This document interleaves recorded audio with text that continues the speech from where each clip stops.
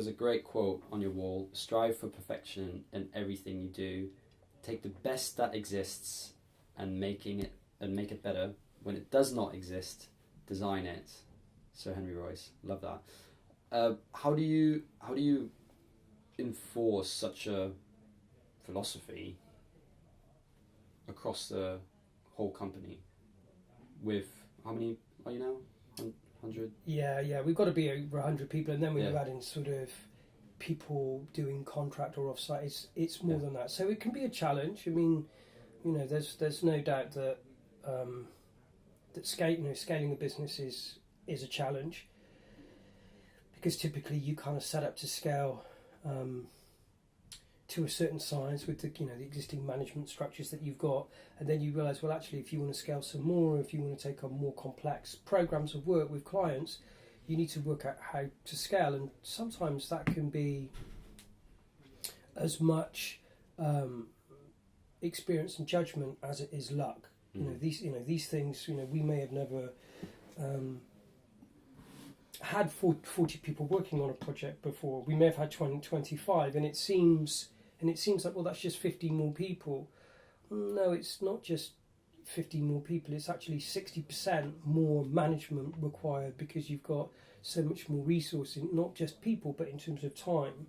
And then there's also the kind of outputs that they do. So we're quite serious about how you do those kind of things. And I have a philosophy that it's that it's okay for people to fail, because the road to success is kind of typically laden with many points of failure.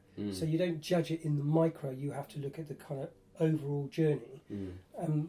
Again, my way of thinking is, if we could kind of get people thinking about humanisation, they will make mistakes, and making mistakes is a really vital part of kind of learning. What you don't want is when you make the same mistakes over and over again. So to sort of encourage learning, how you learn, you have to accept that people will err, they will make mistakes. Sometimes those mistakes will be little and easily recoverable. Sometimes they'll be much more significant, and it could be things that you just can't foresee because you don't understand enough about them. So to have that philosophy of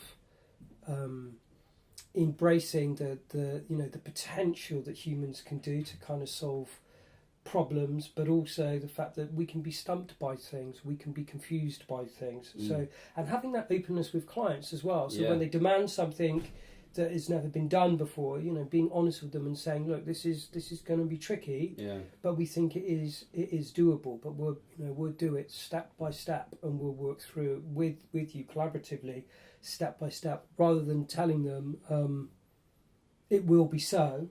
You say to them, it's like, we know what the outcome is. We see similarity with how we may have done other things in the past, but this is unique. You're unique. We need to treat it with that sense of uniqueness.